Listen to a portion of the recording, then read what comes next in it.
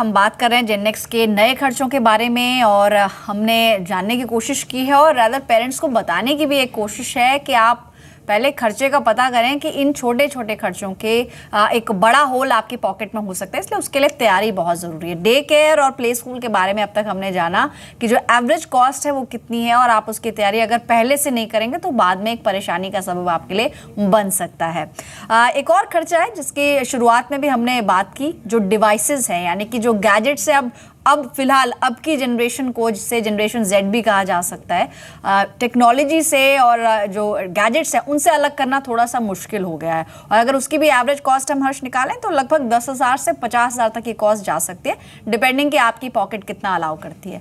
इसमें काफ़ी सारे ऐसे खर्चे हैं जो शायद पहले हम बहुत रेयर सुनते थे, लेकिन अब प्ले स्टेशन होना या फिर किंडल होना, आईपैड होना, आईपॉड होना, ये कोई नई बात अब नहीं रह गई है, काफ़ी कॉमन होते जा रहा है। इस खर्चे को कैसे मैनेज किया जा सकता है और थोड़ा सा इसमें एडिक्शन का पार्ट भी मैं जानना चाहूँगी हर्ष, कि अब काफ़ी हद तक काफ़ी बच्चे टेक्नोलॉजी से इतना ज़्यादा एडिक्ट हो चुके हैं कि अब वो आउटडोर गेम्स बिल्कुल खेलना पसंद नहीं करते।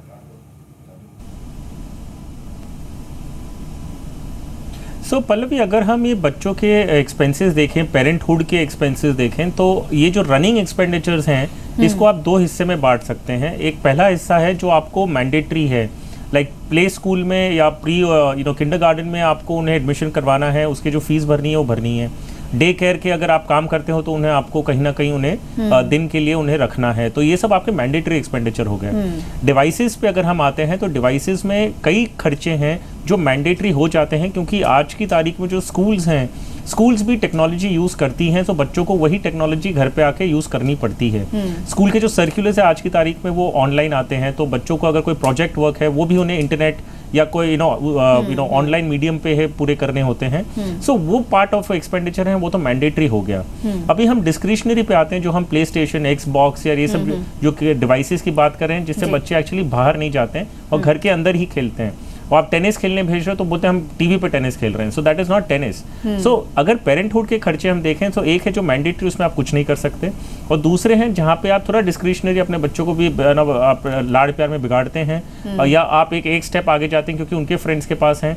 तो ये तरीकों से उसमें एक मेजर एक्सपेंडिचर है जो आप कट डाउन कर सकते हैं। आप अगर एक एक्चुअल फाइनेंशियल प्लानिंग टर्म्स में पूछें तो एक ऑप्शन है कि आप 3-4 माँ बाप जो एक ही लोकेलिटी में रहते हैं वो मिल के एक अगर गैजेट खरीदते हैं और वो शेयर कर लें, कि अब बच्चे एक दूसरे के घर पे जाके खेल लें तो खेलना हो जाएगा, at the same time cost आपका रिड्यूस हो जाता है। सो जो डिस्क्रिशनरी पोर्शंस हैं वहां पर आप पूलिंग कर सकते हैं, और जो नॉन डिस्क्रिशनरी जो मैंडेटरी, उसे तो आपको डेफिनेटली अपने हिसाब से खर्चा करना ही है। और काफ़ी आदतें हैं जो बच्चे माँ बाप को देखकर इम्बाइब करते हैं, तो आप शुरुआत से ही अपना माइंड क्लियर रखें कि अगर आप नहीं चाहते आपके बच्चे एडिक्ट हो जाएं आईपैड से और आईपॉड जैसी चीज़ों से, तो खुद भी थोड़ा सा आपको सावधानी बरतनी होगी। उनके साथ आप इन पर्सन ज़्यादा समय बिताएं, ना कि आप उनके हाथ में आईपैड पकड़ा दें।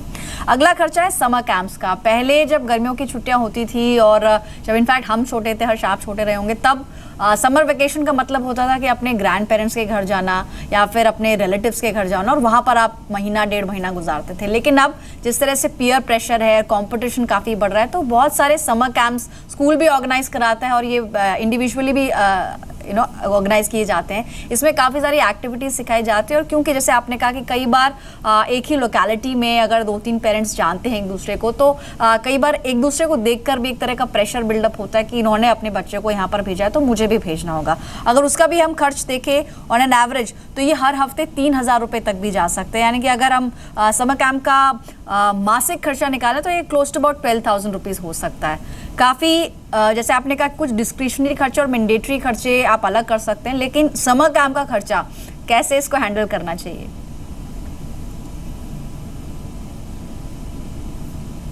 वेल, अगर माई पर्सनल पॉइंट ये है कि हम ये जो समर कैंप्स वगैरह हैं उसको डिस्क्रिशनरी में ही डालते हैं, क्योंकि मैंडेटरी नहीं होते हैं। अब बच्चों के माइंडसेट से भी अगर सोचते हैं तो बच्चे हॉलिडे है तो हॉलिडे चाहते हैं, ये नहीं कि हॉलीडे हो तो और कोई दूसरी क्लासेज या और कोई कैंप में उनका एक स्केड्यूल बन जाता है। इनफैक्ट अगर हम एनालाइज करें तो लगभग जो समर कैंप्स में एनरोल करते हैं वो 2 कारण से करते हैं। क्योंकि एक कारण ये है क्योंकि उनके सारे फ्रेंड्स हो रहे हैं तो हम भी चाहते हैं कि हमारे बच्चे चले जाएं, और दूसरा है हम ये सोचते हैं कि अगर हम उन्हें कोई एक्टिविटी में एंगेज नहीं करेंगे तो वो हमारे सरदर्द बन जाएंगे और दिन भर हम उसे फिर उन्हें कैसे एंगेज करके रखें। तो इसके कारण हम उन्हें समर कैंप्स में डाल देते हैं। ये नहीं कि हम उनके साथ वक्त बिताएं और ऐसी एक्टिविटीज करें जिससे खर्चा भी बचेगा ऑब्वियसली, और समर कैंप का जो खर्चा है वो बच गया, और दूसरा है कि हम भी उनके साथ एक क्वालिटी टाइम स्पेंड करें। सो अगर आप समर कैंप्स के खर्चे की बात करें, आपने सही बताया कि वो हफ्ते के 3,000-4,000 रुपए भी जा सकते हैं। तो अगर वो खर्चा कम करना है तो आपको ये समझना है कि आप उनको साथ वो वक्त बिता सकते हैं, वो पेंटिंग कैंप कर सकते हैं जो आपको कोई और करवा रहा है। सो इनफैक्ट ये डिस्क्रिशनरी खर्चे में आता है, और फाइनेंशियल प्लानिंग पर्सपेक्टिव से अगर ये अवॉइड हो सकता है तो बच्चों के लिए भी अच्छा है, उन्हें आराम से वेकेशन दिया गया है। ये नहीं कि उन्हें कोई अगर आप एक सोसाइटी के अंदर रह रहे हैं, वहां पर भी आप कुछ लोगों के साथ मिलके, पेरेंट्स मिलकर भी इस तरह का कुछ घर में ही ड्यूरिंग द समर वेकेशन, अगर आप बाहर नहीं जा रहे हैं, आउट स्टेशन नहीं जा रहे हैं, तो आप घर पे भी कुछ इन हाउस एक्टिविटीज अरेंज कर सकते हैं। हालांकि समर कैंप्स में क्रिएटिव राइटिंग और म्यूजिक लेसन्स और डांसिंग लेसन्स जैसी कई एक्टिविटीज सिखाई जाती हैं। तो अगर आप अफोर्ड कर सकते हैं तो बहुत अच्छी बात है, लेकिन जहाँ तक है ये अवॉइडेबल खर्चा माने अगर इसे आप, तो इसे घर में भी आप करने की सोच सकते हैं थोड़ा सा प्लानिंग के साथ। एक और खर्चा एक्टिविटी क्लासेस का, जो कि आप ड्यूरिंग द सेशन भी करते हैं, और इसमें मार्शल आर्ट, स्विमिंग जैसी बहुत सारी एक्टिविटीज़ हैं। ये खैर हर इंडिविजुअली बच्चे के इंटरेस्ट पर भी डिपेंड करता है कि बच्चे को किस चीज़ में इंटरेस्ट है। हो सकता है कि हर बच्चे में म्यूज़िक या डांस को लेकर उतना रुझान ना हो, लेकिन ये जो खर्चा है इसका भी महीने में देखें तो 1,000 रुपये तक एक औसत खर्चा आप मान सकते हैं। इसके बारे में क्या कहेंगे?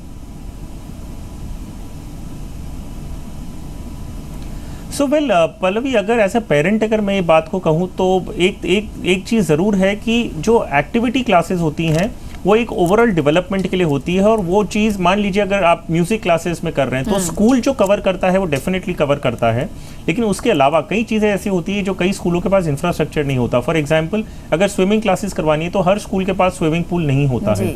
अगर आपको हॉर्स राइडिंग करवानी है तो हॉर्स राइडिंग फैसिलिटी स्कूल्स के पास नहीं होती है। So as a personality development ये एक्टिविटीज़ आज की तारीख में मैंडेटरी हो गई हैं, क्योंकि आप नहीं चाहेंगे कि बच्चा सिर्फ जाके स्कूल में पढ़ रहा है और वापस आने के बाद वो घर पे टीवी देख रहा हो। तो आप एक एक्टिविटीज़ करवाते हैं जिससे उनकी पर्सनैलिटी डेवलप होती है। सो ये एक बाय एंड लार्ज मैंडेटरी खर्चे की तरफ आ गया है, क्योंकि ये आप अपने बच्चों को ऐसी इनपुट्स देना चाहेंगे। सो ये जो खर्चे हैं वो काफ़ी महंगे हो सकते हैं डिपेंडिंग आप कौन सी एक्टिविटी करते हैं। सो और कौन सी सिटी में, अगर आप सिटीज़ में रह रहे हैं, मेट्रोज में या नॉन मेट्रोज में हैं, ये उन पे बहुत हद तक डिपेंड करता है। सो ये एक आपका मैंडेटरी खर्चा है जिसको आपको बजटिंग करके चलनी चाहिए। और क्योंकि मैंडेटरी खर्चे आपको करने हैं तो आपको जो डिस्क्रिशनरी ऑप्शंस हैं, जो गैजेट्स की हमने बात की, जो खाली एक्सबॉक्स और प्ले स्टेशन की बात कर रहे हैं, उन पे आपको कट डाउन कर देना चाहिए, नहीं तो आप सब कुछ मेंटेन करना बहुत मुश्किल हो जाता है। यानी जो प्रोडक्टिव खर्चे हैं जिससे कुछ आउटपुट निकल रहा है उस पर आप थोड़ा सा प्लानिंग कर सकते हैं, ध्यान दे सकते हैं उस पर। एक्टिविटी क्लासेस में अगर आपके बच्चे को शौक है या फिर मार्शल आर्ट्स आप सिखाना चाह रहे हैं, किसी भी तरह की एक्टिविटी, तो आप प्लानिंग कर सकते हैं इसकी, ताकि एडवांस में आपके पास अगर फंड्स हो तो आप इसका इस्तेमाल कर पाएं और आपके बच्चे को जो चीज़ पसंद है वो भी कर पाएं। लास्टली बहुत क्विकली, कोचिंग क्लासेस, ये भी एक खर्चा है जो अब की जनरेशन में काफ़ी अहम हो गया, और ये भी एक तरह से मैंडेटरी खर्चा ही है। थोड़ा अगर हम सीनियर लेवल की क्लास की बात करें, क्लास 10th या 12th, तब कोचिंग एक तरह से अब कंपल्सरी हो गई ताकि एडिशनल बच्चे को पढ़ाई और गाइडेंस मिल सके। वेल पल्लवी, एक्चुअली इसका कोई आंसर नहीं है। इसका एक्चुअल कारण कंपटीशन है और पीयर प्रेशर है।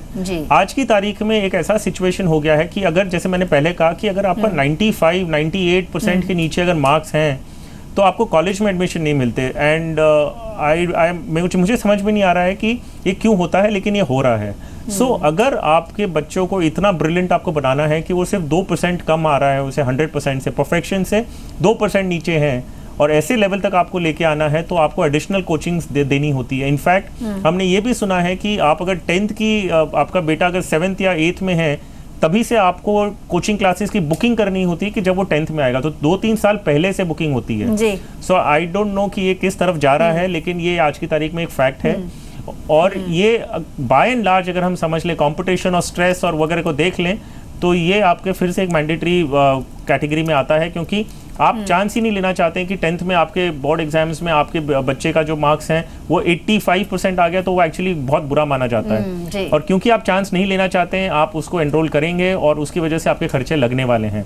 फाइनेंशियल प्लानिंग स्टैंड पॉइंट से ये आपको इनकॉर्पोरेट करके चलना है, क्योंकि इसमें चॉइस नहीं है आपके पास। तो 6 खर्चों के बारे में हमने बात की, इसमें अभी तक हमने हेल्थ केयर को टच भी नहीं किया, लेकिन फिर भी देखा जाए तो day care, play school, activity classes और तमाम खर्चे अब नए जनरेशन के पेरेंट्स के सामने हैं। तो इसलिए एक लाइन में यही कहा जा सकता है कि बहुत सारी प्लानिंग की आपको जरूरत है अगर अब इस जनरेशन को आप पालना चाह रहे हैं और आपको एक अच्छी हेल्दी अपब्रिंगिंग देनी है। शुक्रिया हर्ष, आपने समय निकाला और बातचीत की हमसे। इस खास पेशकश में इतना ही, दीजिए इजाजत, नमस्कार।